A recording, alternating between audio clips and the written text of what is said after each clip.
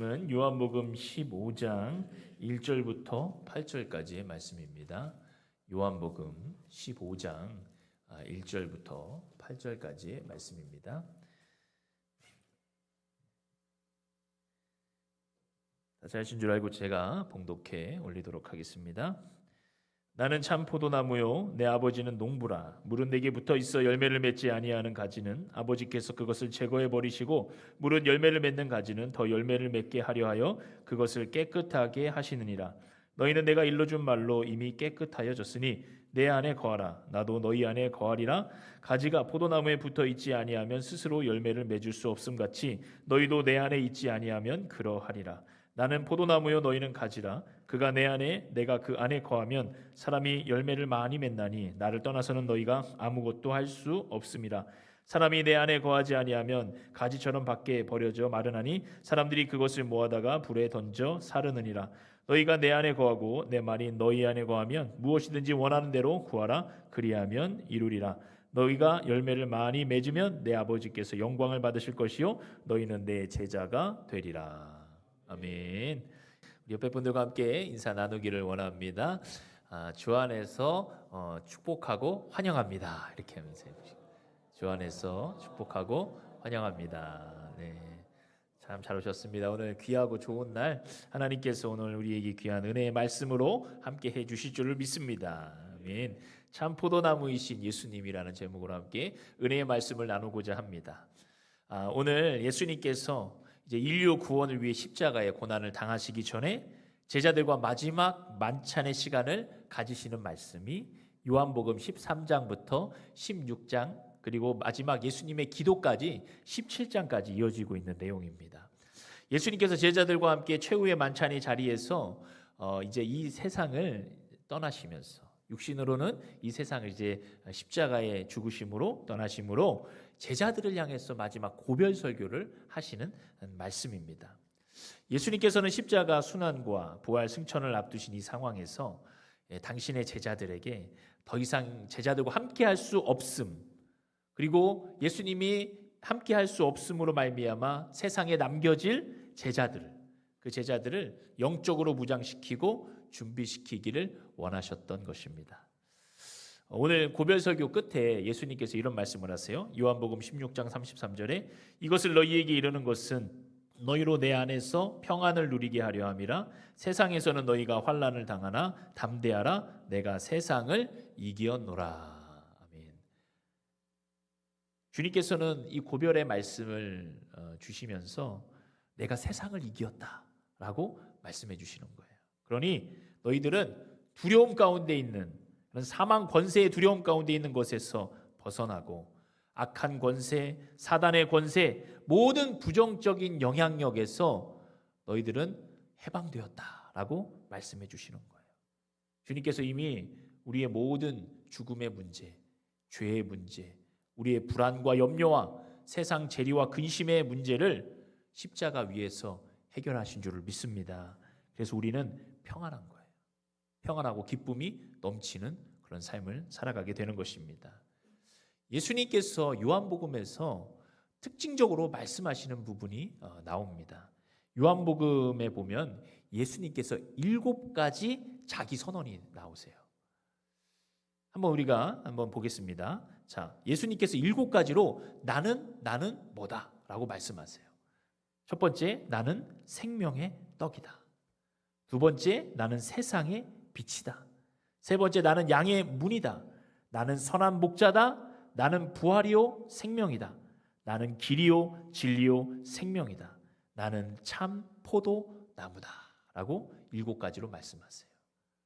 이것은 예수님께서 하나님 되심과 이 세상을 통치하시는 하나님의 놀라운 능력을 그대로 받으시는 하나님의 본체라는 것을 말씀해 주고 있는 거예요. 그러니까 예수님의 신성에 대해서 우리에게 말씀하시는 것입니다. 자, 그렇다면 예수님께서 이 7가지 자기 선언과 더불어서 요한복음에 기적이 나오는데 딱 7가지 기적이 나와요. 그것도 한번 살펴보겠습니다. 첫 번째는 물로 포도주를 만드신 사건이에요. 그리고 신하의 아들들을 치유하신 사건이에요. 그리고 38년 된 병자를 치유해 주신 사건이에요. 그리고 오병이어로 5천 명을 먹이시고 12강주리를 남기신 사건이에요. 그리고 물 위를 걸어오신 사건이에요. 날 때부터 소경된 자를 치유하신 사건이에요. 그리고 죽은 나사로를 살리신 사건이에요. 7가지 자기 선언과 7가지 기적을 통해서 예수님은 완전하신 하나님이시요, 우리를 구원하시는 하나님의 아들로서 이 땅에 오심을 우리에게 보여주는 말씀이 되는 것입니다.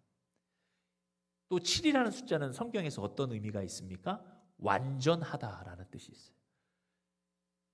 완전하게 구원의 역사를 이루시는 하나님의 본체로서 이 땅에서 참 하나님이 되신 예수님에 대해서 우리에게 말씀해 주고 있습니다. 그 예수님께서 승리하셨다. 하늘의 권세를 가지고 이 땅에 오심으로 승리하신 역사를 우리에게 보여주는 말씀이 요한복음이고, 특별히 이 요한복음 15장의 말씀이 마지막 제자들에게 고별 설교를 하시면서 제자들에게 영적 권세를 주시기 위한 말씀이 되는 것입니다. 여기서 우리가 발견하는 중요한 사실 또 한 가지는 뭐냐면, 예수님께서 승리하셨잖아요. 이 승리가 예수님의 혼자만의 승리가 아니라는 것입니다.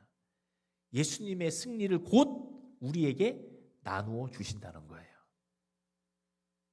하늘의 것을 땅으로 가지고 오셨고, 예수님의 승리, 곧 그 승리가 우리의 승리가 되게 하시기 위해서 주님은 일하셨다는 거예요. 우리가 세상에 살면서 인간 승리 이렇게 말하죠?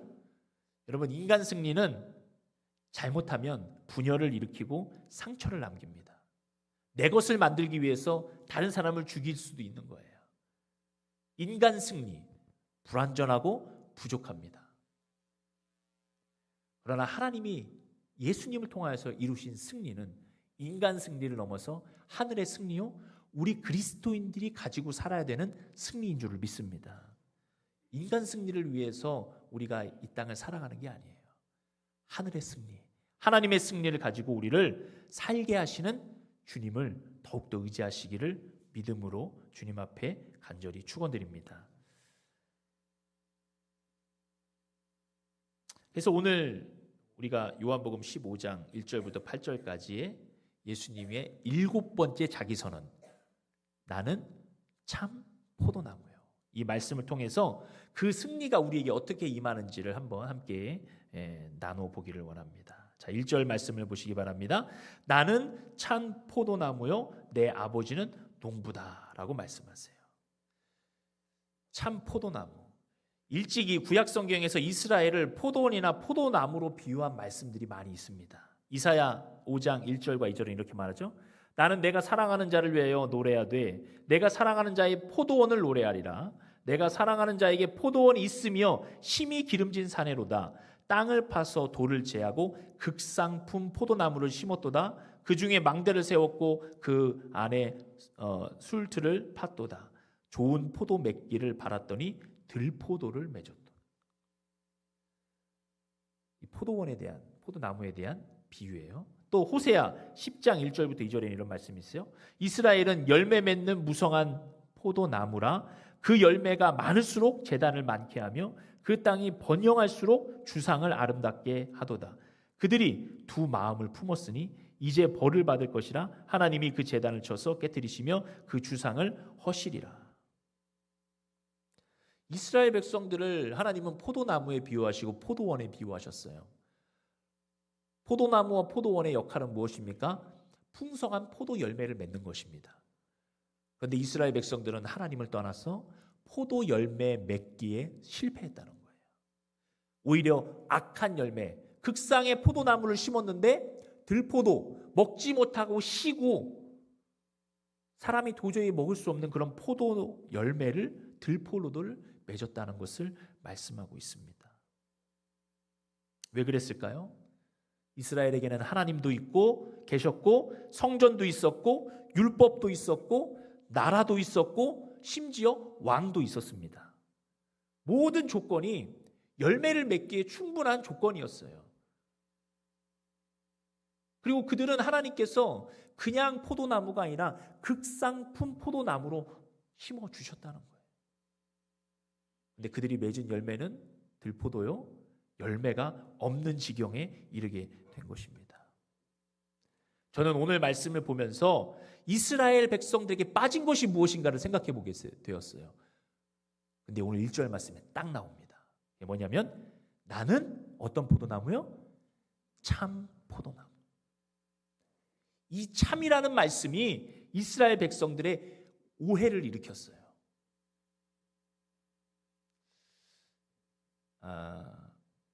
우리 교회의 하정수 장로님, 그 서지방에 참참참 장로회장으로 지금 헌신하고 계시죠. 저는 처음에 참참참 장로회가 무슨 장로회인가 궁금했습니다. 근데 이제 제가 그 취임사에 보니까 참믿음, 참소망, 참사랑, 그래서 참참참. 또 한간에 약간의 외솔로는 이제 불편한 편의점이라는 소설에 그 40대 가장이 항상 편의점에 와서 참깨라면에 참치김밥에 참이슬을 먹는다, 이런 일이 있어요. 그래서 아마 그런 것도 좀 중의적으로 표현한 것이 아닐까. 그러나 본뜻은 참믿음, 참소망, 참사랑의 공동체가 되기 위한. 여러분, 이 참이라는 것은 단순히 거짓에 반대되는 참으로 표현하기에는 그 풍부한 표현이 부족합니다. 자, 이 참이라는 단어는 헬라어로 알레디노스라는 뜻인데 이것은 여러 가지 의미가 있어요. 첫 번째로 유일한, 두 번째로 본질의, 세 번째로 완전한, 네 번째로 정확한, 다섯 번째로 실제. 참이라는 표현이 단순히 거짓의 반대말이 아니라 유일하며 본질적이고 완전하며 정확하고 실제적인 것을 참이라고 말하고 있는 거예요. 그렇다면 그와 반대되는 것은 무엇일까요? 유일한의 반대는 여러 가지, 다양한. 본질의 반대는 비본질. 완전함의 반대는 불완전함이에요. 실제의 반대는 그림자라는 것입니다. 우리가 신앙생활을 하면서 흑 아니면 백, 왼쪽 아니면 오른쪽, 내 편 아니면 네 편으로 나누게 되면 어떻게 해요? 신앙은 단순해 보이지만 그런 것들이 함정이 될 수가 있습니다. 마귀는 거짓은 아니지만, 그리고 진리도 아니지만 조금 진리에 비슷한 것들을 사람들에게 심어줌으로 비본질적인 것에 헌신하게 만드는 거예요. 그래서 사람들에게 생각하기를 나는 거짓을 섬기지 않아. 나는 하나님을 섬기고 교회도 열심히 나가고 내가 가진 물질도 하나님 앞에 헌신하고 드리는 삶을 살아. 거짓은 아니죠. 근데 중요한 것은 조금씩 마귀는 본질에서 벗어나게 만든다는 거예요. 그래서 참이 아니도록 인생을 이끌어간다는 거예요. 이스라엘 백성들이 이 함정에 빠졌습니다. 우리는 하나님도 있고 성전도 있고 율법도 있고 다 가지고 있어 라고 말하지만 그들의 마음속에는 조금씩 틈이 생기고 하나님으로부터 조금씩 멀어지는 상황이 일어나는 거예요. 그래서 예수님께서는 오늘 신약의 말씀에서 그것을 지적하면서 참이라는 말을 요한복음에 여러 군데 실어놓는 거예요. 요한복음 1장 9절에 이렇게 말씀합니다. 참 빛 곧 세상에 와서 각 사람에게 비추는 빛이 있었으니. 또 요한복음 4장 23절에 아버지께 참되게 예배하는 자들은 영과 진리로 예배할 때가 오나니 곧 이때라. 또 요한복음 17장 3절에 영생은 곧 유일하신 참 하나님과 그가 보내신 자 예수 그리스도를 아는 것이다. 예수님께서 왜 이 참이라는 말씀을 계속적으로 하시는가? 우리도 모르게 본질에서 자꾸 벗어나려고 하는 그런 유혹들에게서 다시 참으로 돌아와라 라고 말씀하시는 거예요. 사랑하는 성도 여러분, 참 하나님은 참된 예배자를 찾으십니다. 그것은 유일한 예배자요, 본질에 충실한 예배자요, 완전한 예배자요, 정확한 예배자요, 실제적인 예배자라는 거예요. 우리는 서로의 다양성을 인정해야 되지만 그 다양성이 본질을 해치면 안 되는 것입니다.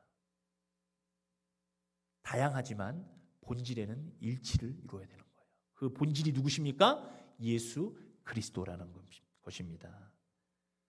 조금씩 타협하고 뒤틀려진 것이 여러분 있습니까? 그러면 얼른 내 마음에 참 포도나무, 참된 빛, 참되게 예배하는 자, 유일하신 참 하나님, 이 말씀을 기억함으로 다시 한번 내 신앙을 점검하고 예수께로 집중하는 저와 여러분이 되시기를 주님의 이름으로 축원합니다. 어느 대장장이가 있었어요. 그런 여행을 떠나려는데 마침 손님이 찾아와서 말발구 편자를 주면서 똑같은 것 100개를 주문했습니다. 대장장이는 그 제자에게 편자를 맡겨놓고, 야, 내가 여행 갔다 올 동안에 이 편자를 이용해서 100개를 만들어 놓아라. 주문을 받아서 이렇게 맡기고 떠났어요. 근데 그 주인이 대장장이가 돌아와서 이 제자가 만들어 놓은 것을 점검해 보니까 다 불량인 거예요. 하나도 맞지 않는 거예요. 원본과 사이즈가 달라서 납품을 할 수가 없는 것입니다. 그래서 제자에게 물어봤어요. 이거 어떻게 된 일이냐? 내가 만들어 놓으려고 하지 않았느냐? 예, 만들었습니다. 이러는 거예요. 알고 보니까 첫 번째 본질의 편자, 원래 들어온 편자를 가지고 두 번째 거를 만들었어요. 두 번째 것을 가지고 세 번째 것을 만들었어요. 세 번째 것을 가지고 네 번째 것을 만들었어요. 그렇게 100개를 만들어 놓으니까 100개가 다 다른 것입니다. 우리의 신앙은 본질을 따라가야 되는 거예요. 진짜 모델이신 예수 그리스도를 따라가야 되는 것이지 옆에 사람을 바라보고 상황을 바라보고 자꾸 그렇게 신앙의 본질을 조금씩 벗어나기 시작하면 나중에 가서는 그 100번째 편자는 첫 번째 것과 완전히 다른 편자가 되게 되는 것입니다. 예수님께서는 그 본질의 그 삶을 우리에게 보여주셨어요. 오늘 1절에 나는 참 포도나무요 내 아버지는 농부라 라고 말씀하세요. 예수님의 말씀과 예수님의 삶의 참되심을 어떻게 증명하고 있습니까? 요한복음 5장 37절에 또한 나를 보내신 아버지께서 친히 나를 위하여 증언하시느니라. 누가 증언하신다고요? 하나님 아버지께서 예수님의 사역을 증언하신다는 거예요. 아니, 예수님이 하나님의 아들이시고 하나님 본체신데 누구한테 증명을 받습니까? 그러나 예수님께서는 그 함께한 제자들과 우리들을 위해서 나도 이 땅에 와서 하나님의 말씀을 의지하고 하나님과 친히 교제하면서 이 땅을 살아갔다는 것을 보여주고 계시는 거예요. 그래서 예수님의 말씀이 참되시고 예수님의 모든 행동과 기적들이 참되시라는 것을 증명하고 계신 것입니다. 예수님은 이 땅에 오셔서 하나님의 뜻에 완전히 순종하셨어요. 모든 사역을 기도로 시작하셨고 하나님을 의지하셨습니다. 제가 성경을 찾아보니 검색해보니 요한복음에 아버지라는 단어가 개역개정 성경에 118번이 나와요. 요한복음에만 21장에만 아버지라는 표현이 118번이 나온다고요. 이게 무슨 의미입니까? 항상 예수님께서 고백하기를 내 아버지 하나님, 내 아버지. 하나님과의 친밀한 관계 속에서 아버지의 하나님을 의지함으로 사역했다는 것을 이 요한복음에 아버지가 나오는 그것을 보면서 우리는 알게 되는 거예요. 항상 그것을 놓치지 않았어요. 예수님도 이 땅에 오셔서 타락해버린 세상을 바라보면서 내가 저들보다 조금 더 나으면 인기가 많겠지, 내가 저들보다 조금 더 거룩하면 나를 존경하겠지 라고 그런 방법을 사용하실 수도 있었습니다. 그래도 예수님은 존경을 받으셨을 거예요. 그러나 예수님은 이 땅에 오셔서 존경받기 위해서 사역하신 게 아니에요. 완전하게 하나님의 뜻을 이루시기 위해서 이 땅에 오신 것입니다.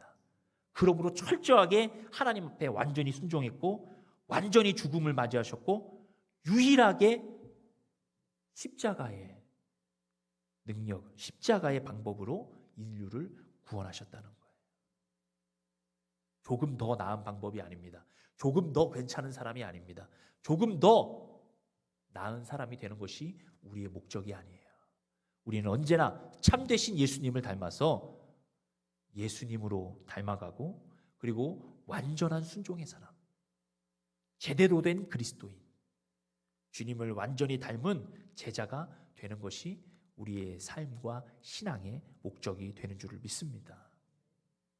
예수님께서 아버지와의 관계 속에서 우리에게 그런 모습을, 그런 본을 보여주셨다는 거예요.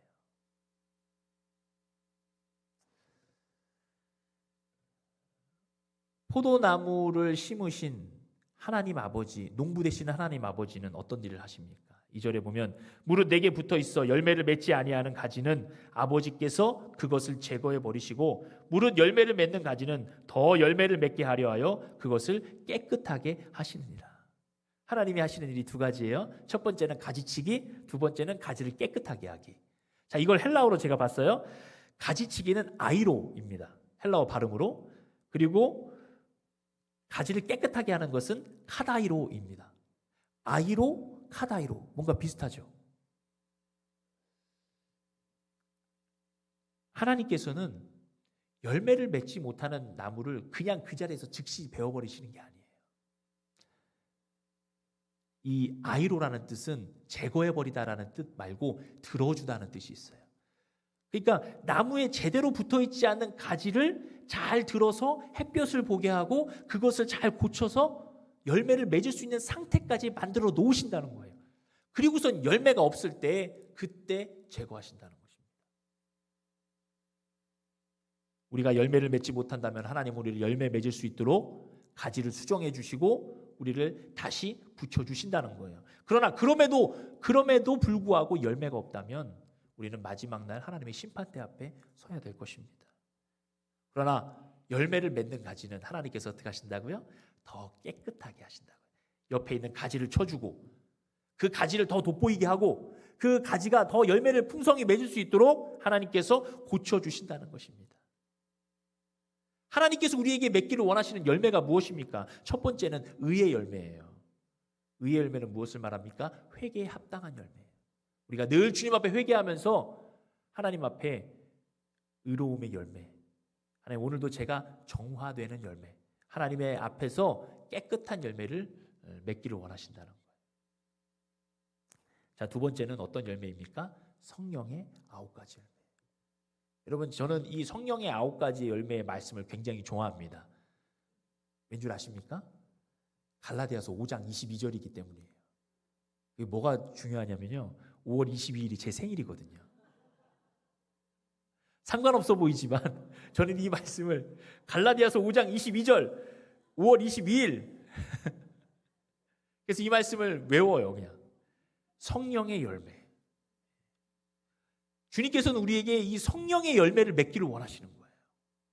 그래서 가지도 쳐주고 열매를 맺을 수 있도록 우리에게 최대한 우리를 배려하시고 인도하시고 우리를 강권적으로 역사해 주신다는 거예요. 그리고 또 한 가지 열매가 무엇입니까? 영혼의 열매예요. 우리가 건강한 그리스도인이라면 자녀를 낳을 줄 알아야 되는 거예요. 건강한 그리스도인이라면 우리가 누군가를 복음으로 낳을 줄 알아야 되는 거예요. 우리 안에서 주님께서 주시는 영적인 것들을 흘려보내는 아름다운 열매를 맺는 것을 하나님은 원하신다는 거예요. 하나님은 그래서 하나님의 열심이 있어요. 열매를 맺게 하시는 농부 하나님의 열심, 인생의 선한 열매를 맺게 하시는 우리의 아버지 하나님의 열심. 여러분, 이 열심에 우리가 더 반응하고 순종해서 이런 의의 열매, 성령의 9가지 열매, 영혼의 열매를 하나님 앞에 올려드리는 참 그리스도인이 되시기를 주님의 이름으로 간절히 축원합니다. 오늘 4절에 보겠습니다. 내 안에 거하라. 예수님께서 말씀하시죠. 나도 너희 안에 거하리라. 가지가 포도나무에 붙어 있지 아니하면 스스로 열매를 맺을 수 없음 같이 너희도 내 안에 있지 아니하면 그러하리라. 나는 포도나무여 너희는 가지라. 그가 내 안에 내가 그 안에 거하면 사람이 열매를 많이 맺나니 나를 떠나서는 너희가 아무것도 할 수 없음이라. 말씀하세요. 사랑하는 성도 여러분, 주님이 내 안에 내가 주님 안에 거하는 상호 내주의 관계를 늘 확인하시기를 바랍니다. 제가 영화 얘기 하나만 더 할게요. 제가 예전에 닮아야 놀자라는 영화를 본 적이 있습니다. 어울리는 이 강단에서의 얘기는 아닐지 모르지만 그 영화를 참 재밌게 봤어요. 이 산중 사찰에 이제 조직폭력배들이 숨어 들어갑니다. 이제 어디 다른 조직에 밀려서 숨어 들어갔겠죠. 근데 거기에는 이제 그 중들이 이제 그 절에 있는 거죠. 그래서 이 중들이 거기 절에 있고 그리고 조폭들이 거기 안에 숨어 들어온 거잖아요. 그럼 어떻겠어요? 둘이 공존할 수 있겠습니까? 싸울 수밖에 없는 거죠. 근데 이제 이 조직폭력배들은 더 이상 도망갈 데가 없어요. 그래서 이 중들과 내기를 합니다. 주지가 이제 나오더니 깨진 항아리를 하나 갖고 와요. 그리고 깨진 항아리를 그 둘 사이에 딱 놓으면서 자, 이 깨진 항아리에 먼저 물을 가득 채우는 팀이 승리하는 것이고 만약에 중들이 승리하면 어떻게 하는 거예요? 조폭들은 나가야 되는 거예요. 근데 조폭들이 승리하면 그 안에 머물 수 있게 되는 거예요. 예, 그 영화에 보니까 어떻게 될까 참 궁금했어요. 그래서 막 서로 막 옷을 벗어서 깨진 데를 막고 물을 채우고 해도 그 깨진 데를 온전히 막을 수는 없었던 거예요. 근데 적막한 음악이 탁 흐르고 그 조폭들의 그 중에 한 명이 배우가 박상면이었거든요. 박상면이 갑자기 눈을 확 뜨더니 자기가 뭔가 아이디어가 떠오른 거예요. 그러더니 그 깨진 항아리를 딱 번쩍 들고 연못으로 달려갑니다. 그리고서 달려가서 그 연못에 항아리를 확 던져요. 그리고 어떻게 되겠어요? 항아리가 가라앉으면서 그 항아리에 물이 채워진 거예요. 깨진 항아리에 물이 채워진 거예요. 그리고선 그 조폭들은 거기에 거할 수 있게 되었다는 그 내용이 그 영화에 있는 거예요. 저는 이것을 보면서 예전에 들은 깨달음이지만 깨달음을 얻었어요. 내가 주 안에, 주가 내 안에 거하시는 그 원리가 바로 이것이구나. 우리는 깨진 항아리와 같이 하나님의 형상이 깨어진 존재로서 우리가 스스로 아무것도 채울 수 없는 인생이지만 주님이 내 안에 거하시고 내가 주 안에 거하면 그 깨어진 항아리가 온전히 채워질 수 있구나라는 것을 알게 되었다는 거예요. 사랑하는 성도 여러분, 우리는 깨어진 항아리와 같이 스스로 아무것도 채울 수 없는 그런 존재예요. 그러나 오늘 말씀에 말씀하고 계시잖아요. 너가 내 안에, 내가 너 안에 거하면 너희들은 열매를 많이 맺을 수 있다라고 말씀하세요. 사랑하는 성도 여러분, 내가 할 수 있는 것이 아닙니다. 주님을 이용해서 내가 할 수 있는 것이 아니라 주님께 온전히 나의 지배권을 다 내려놓고 주님께서 하시도록 드리면 주님이 우리에게 열매를 맺게 해 주신다는 거예요.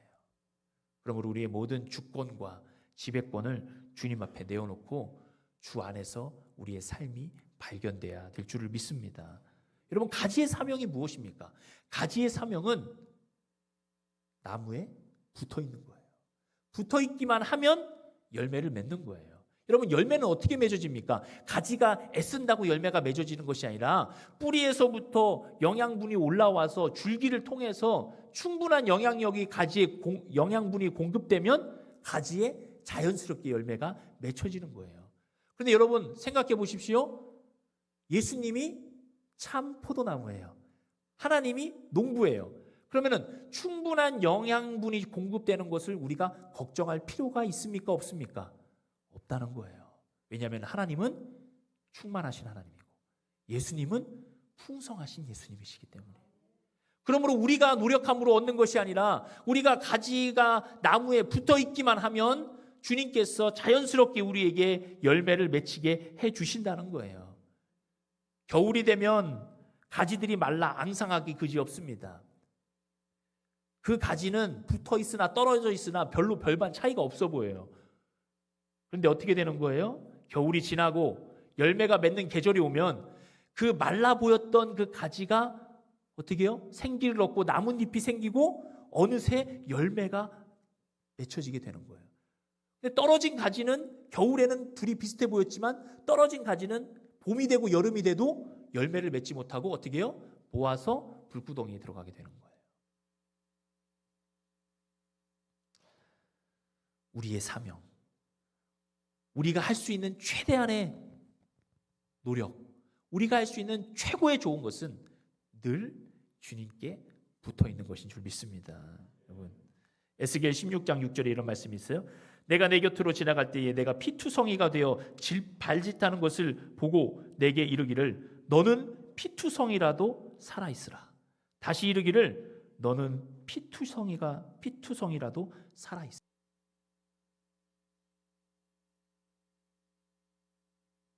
침략당하고 공격당하는 이스라엘, 피폐하고 힘들어진 그 이스라엘을 향해서 에스겔을 통하여 하나님께서는 말씀하세요. 너는 피투성이라도 살아있어야 된다. 살아있으면 피가 돌고, 살아있으면 상처가 회복되고, 살아있으면 언젠가는 회복의 역사가 일어난다는 거예요.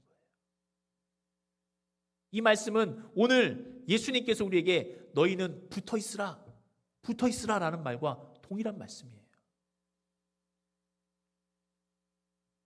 인생의 겨울이 찾아오고 어려움이 찾아오고 힘듦이 있을지라도 여러분 늘 붙어있고 살아있으시기를 축원드립니다. 하나님께서는 그 회복의 역사를 일으켜 주시기를 기뻐하신다는 거예요.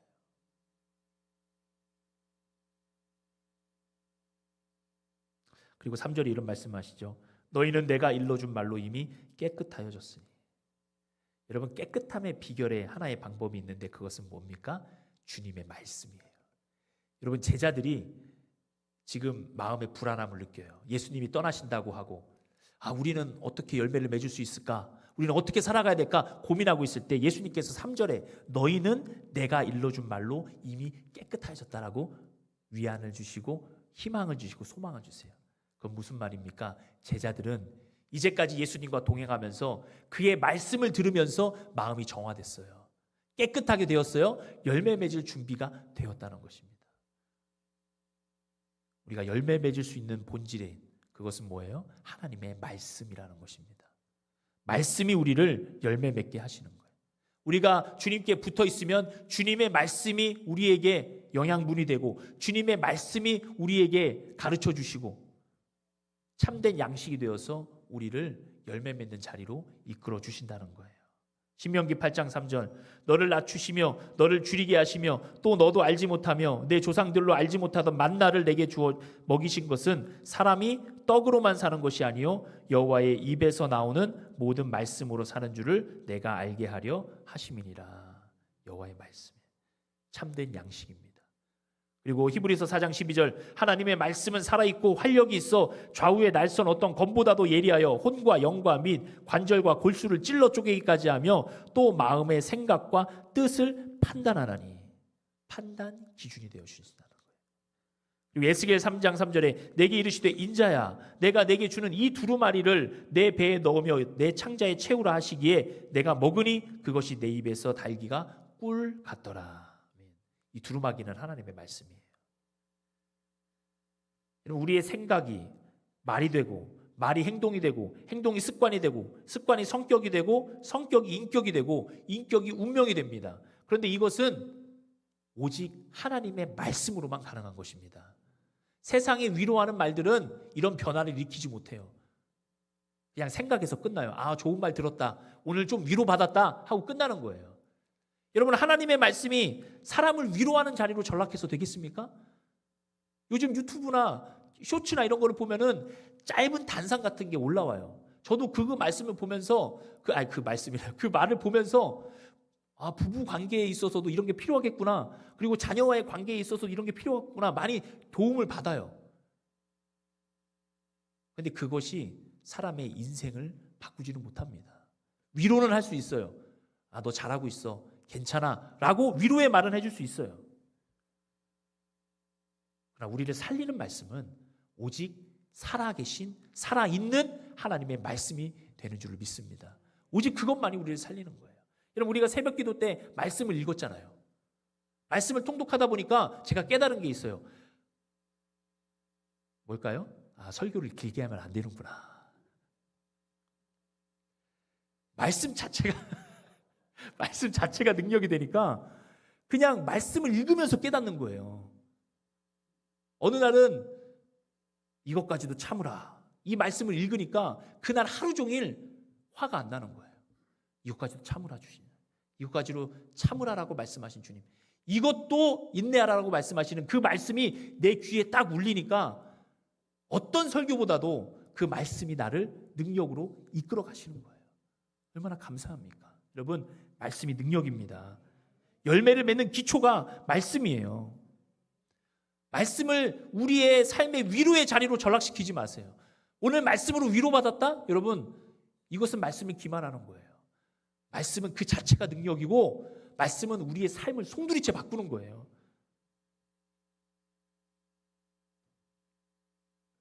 그래서 설교는 말씀을 꾸미는 게 아니라 말씀의 원뜻을 드러내는 쪽으로 가야 된다는 것을 제가 깨달았습니다.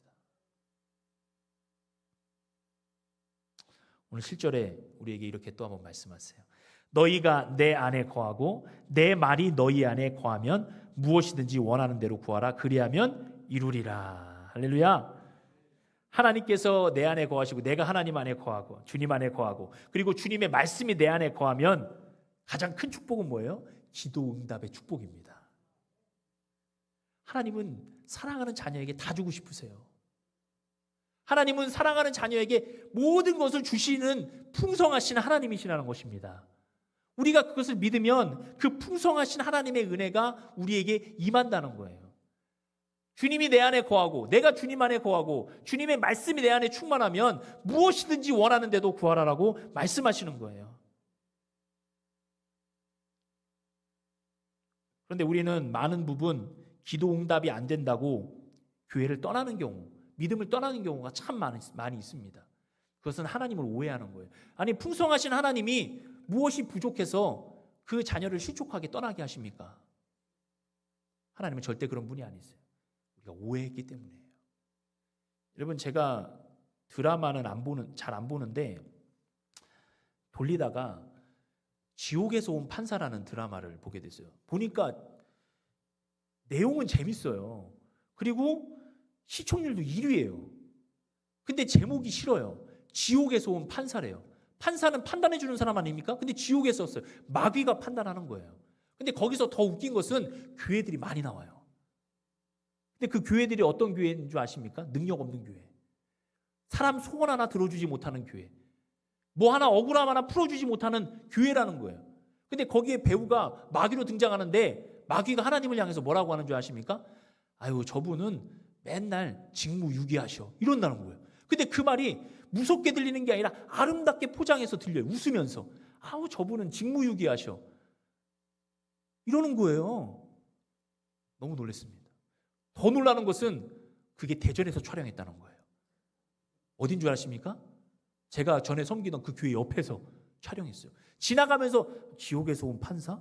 이게 무슨 내용이 하면서 지나다녔던 그 기억이 나요. 근데 드라마가 딱 하고 나니까 그런 내용인 거예요. 우리 아이들이 그런 걸 보고 있습니다. 아름답게 포장한 그 드라마를 그렇게 보고 있어요. 축복해 주시지 않고 응답해 주시지 않는 하나님은 약한 하나님, 인간의 소원 하나 못 들어주는 그 약한 하나님으로 전락시켜서 우리를 현혹하게 만드는 거예요. 사랑하는 성도 여러분, 절대 하나님을 오해하면 안 됩니다. 하나님은 우리에게 풍성하신 하나님이요, 우리의 모든 것을 주시는 하나님이신 줄 믿습니다. 마귀는 우리에게 계산기를 줘요. 계산기를 주면서 야야야, 너 두드려봐. 주님이 너한테 이렇게 응답 안 하신 거, 너 이렇게 교회에다 헌금 많이 내고 헌신 많이 했는데 너 그만큼 보상 받았어? 한번 계산기 두드려봐. 그렇게 우리를 호도한다는 거예요. 여러분, 우리는 1만 달란트 빚진 자였고 우리는 거기서 탕감받은 자들입니다. 우리가 하나님 앞에 어떻게 계산할 수 있겠습니까? 근데 마귀는 우리를 속여서 너 계산해봐. 너 네가 헌신한 것, 네가 이제까지 하나님 앞에 잘한 것 계산해서 한번 따져봐. 하나님이 너한테 잘해주셨는지. 이런 일들을 마귀와 세상은 우리에게 하고 있다는 것입니다. 사랑하는 성도 여러분, 1만 달란트 빚진 자로서 우리는 하나님이 우리에게 모든 것을 주셨다는 것을 믿음으로 고백해야 될 줄 믿습니다. 하나님은 계산하지 않는 사랑을 우리에게 주셨어요. 그래서 우리가 1만 달란트 빚진 자에서 해방되었듯이 우리의 열매를 주님 앞에 올려드리면서 우리는 마지막 날에 결산해야 될 줄을 믿습니다. 좋은 결산자가 돼야 되는 거예요. 때로는 하나님 우리의 기도에 응답하지 않으셔도 하나님은 언제나 우리에게 풍성하신 하나님이시고 우리에게 얼마든지 모든 것을 주시는 하나님이신데 그 하나님이 나에게 더 좋은 것을 주시기 위해서 기다리고 계신다는 것을 믿음으로 바라봐야 될 줄 믿습니다. 그리고 때로는 그 기도의 응답이 엉뚱한 곳으로 흘러간다 할지라도 하나님은 언제나 풍성하시고 하나님은 언제나 좋으신 하나님이시기에 나에게 늘 좋은 것으로 주신다는 믿음의 확신이 있어야 될 줄을 믿습니다. 때로는 우리가 이런 고백도 드릴 줄 알아야 돼요. 제가 어떤 글에서 봤는데 이 글은 뉴욕대 부속병원 재활센터의 벽에 적힌 글이라고 합니다. 잘 들어보세요. 큰 일을 이루기 위해 힘을 주십사 하나님께 기도했더니 겸손을 배우라고 연약함을 주셨습니다. 많은 일을 해낼 수 있는 건강을 구했는데 보다 가치 있는 일을 하라고 병을 주셨습니다. 행복해지고 싶어 부유함을 구했더니 지혜로워지라고 가난을 주셨습니다. 세상 사람들의 칭찬을 받고자 성공을 구했더니 뽐내지 말라고 실패를 주셨습니다. 삶을 누릴 수 있게 모든 걸 갖게 해달라고 기도했더니 모든 걸 누릴 수 있는 삶 그 자체를 선물로 주셨습니다. 구한 것 하나도 주시지 않았지만 내 소원 모두 들어주셨습니다. 하나님의 뜻을 따르지 못하는 삶이었지만 내 마음속에 진작에 표현 못한 기도는 모두 들어주셨습니다. 나는 가장 많은 축복을 받은 사람입니다. 그럼 이 고백을 감히 누가 할 수 있을까요? 뉴욕대 부속병원 재활센터의 이 벽에 이 글씨가, 이 기도가 적혀 있다는 거예요. 여러분, 우린 때로는 이런 기도도 드려야 된다는 거예요. 하나님은 언제나 우리를 사랑하세요. 사랑을 충만하게 주시는 하나님이십니다. 하나님을 오해하면 안 돼요. 단지 내 소원을 들어주는 하나님, 그 이상의 하나님, 우리를 놀랍게 복된 자리로 이끌어 주시기를 작정하시는 하나님으로 우리는 믿음으로 바라보면서 나아가야 될 줄을 믿습니다. 오늘 좀 이따 드릴 찬양 가운데 이런 가사가 있어요. 너 하나님께 이끌리어 일평생 주만 바라면 너 어려울 때 힘주시고 언제나 지켜주시리 주 크신 사랑 믿는 자 그 반석 위에 서리라. 찬송가 312장의 찬양의 가사예요. 여러분, 오늘도 하나님의 말씀에 이끌려 들어가시기를 바랍니다. 하나님 안으로, 주님 안으로 나를 들여보내시기를 바라요. 그럼 그 안에 모든 풍성함이 있는 줄 믿습니다. 오늘 말씀 우리에게 말씀하세요. 내 말이 너희 안에 거하고 너희가 내 안에 거하면 하나님의 풍성한 응답과 열매가 있게 된다라는 이 믿음의 놀라운 축복의 역사를 믿음으로 받고 승리하는 저와 여러분 되시기를 주님의 이름으로 축원합니다. 기도하겠습니다.